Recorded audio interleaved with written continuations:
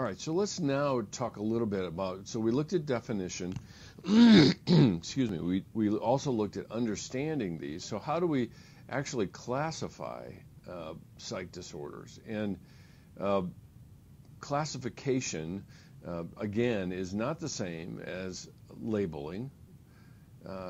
It is actually what you see below, this DSM-4 TR, is the diagnostic manual of mental health.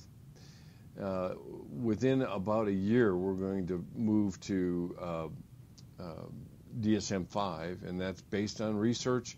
It is not just a commonplace way of labeling people. Essentially, the DSM-4 is really the diagnostic scheme for understanding and classifying psych disorders. If you go to your doctor and you're given, for example, a super bill, in other words, they give you a bill of what they've done with you. Maybe it's an inpatient or outpatient visit.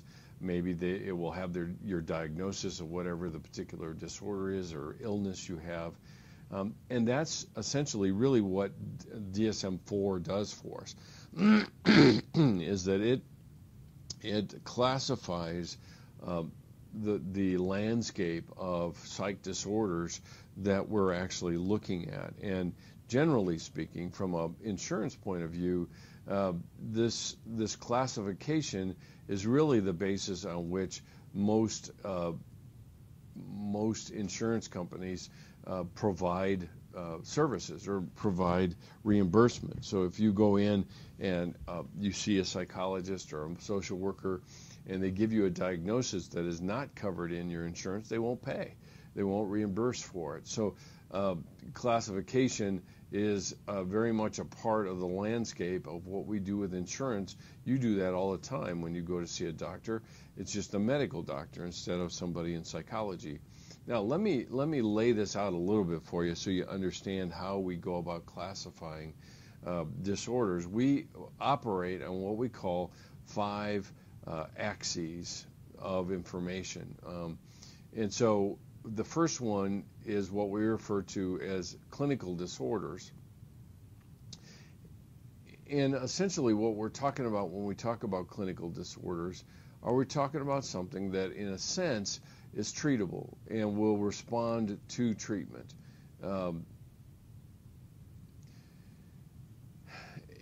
And that's the backdrop. So a good example would be depression, which we'll look at.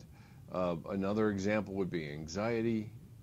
We have specific treatments that work better with these than others do. We also have, in these disorders, we also have what we call somatoform disorders. In other words, body-mind types of disorders. You might have heard it as psychosomatic. We called it biopsycho or psychobiological or psychophysiological disorders. You also have gender identity or gender issues that fall into this. This particular one really has been controversial because as our society has moved farther and farther toward accepting a greater and greater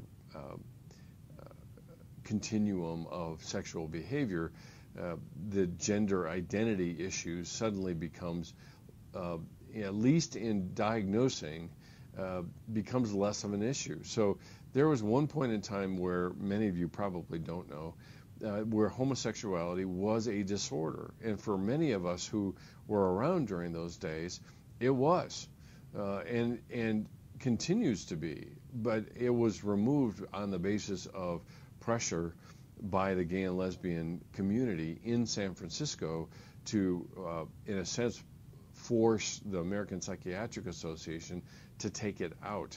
And just because it's taken out doesn't mean it doesn't have some measure of psychological disturbance in it. And that's something just to keep in mind about this manual, is that it's generally agreed upon, but it doesn't mean everybody signs on for it. And a lot of us in the Christian community are good examples where we don't necessarily see it the same way as society does.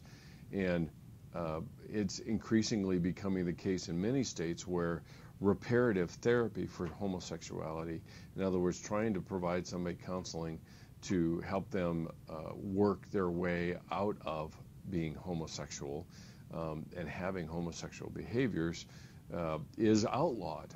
So it's a backdrop that is worth taking note of. The second axis is personality disorders. And personality disorders are woven in from early development. So, and I'll just put the singular here. This is axis. Axis 1, axis 2. Personality disorders are long-standing. They are chronic. They are disruptive to personal relationships.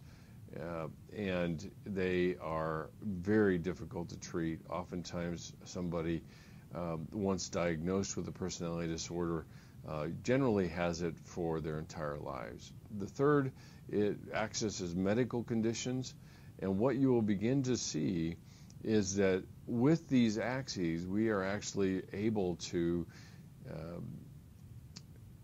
take a snapshot of where somebody is when they come in to see a counselor or a psychologist. And so medical conditions, this would overlap, this particular one, with MDs, what doctors are diagnosing. And then the fourth axis is something that we call psychosocial stressors. Again, we are trying to capture with this axis what other stressors are going on in somebody's life. This could be family, this could be work, it could be any other arena of functioning that the person is engaged in, that they're experiencing stress in. And then the last one is what we refer to as a global assessment of functioning. And let me write it out so I don't keep stuttering here. Global assessment of functioning. What we refer to this in shorthand is the GAF. And essentially, what a therapist does with the GAF is they make an estimate from 0 to 100, 100 being the highest level of functioning, where the person is at that given point in time. So 50 is not average. 50 is a pretty significant impact on somebody's functioning by that time. Most people are in the 80s. 80s might have a minimal impact to 100s. Nobody's ever 100. Everybody is in the 90s generally. When we get to 10s and 20s, we have a psych disorder or a psychotic. The person is not rooted in reality, perhaps even functioning with an alternate reality that is part of their psychosis. But like I said, when you take all of these together, you really have a snapshot of the person. That does not mean that they will always be there. You can have these disorders, for example, and they can be in remission. In other words, the person has had significant treatment. These are not impacting their lives any longer, and we won't see them. On the other hand, this is not going to be, we're not going to necessarily say that these are in remission. We will often say that they have moderated, but generally, like I said, somebody who has been identified with a personality disorder generally is going to have it the rest of their lives. Medical conditions as well, psychosocial stressors as well. So it gives you a little bit of an idea of how we go about understanding people in terms of mental health. And the DSM-4 gives us not only the diagnosis and how to actually state it, if you will, but it looks at subconditions. The thing is, essentially in insurance and other things, is it reduces down to a number, unfortunately. And people are not defined by the number, but we have to have some way of communicating with insurance companies and so forth. So, for example, 309.00 is a good example of what we refer to as an adjustment disorder. The 300.4 is part of the mood disorders.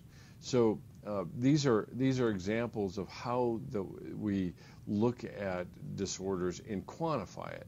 These numbers after the decimal point generally give us an understanding of severity, how long it's been going on, and how badly disabled the person is by the particular disorder.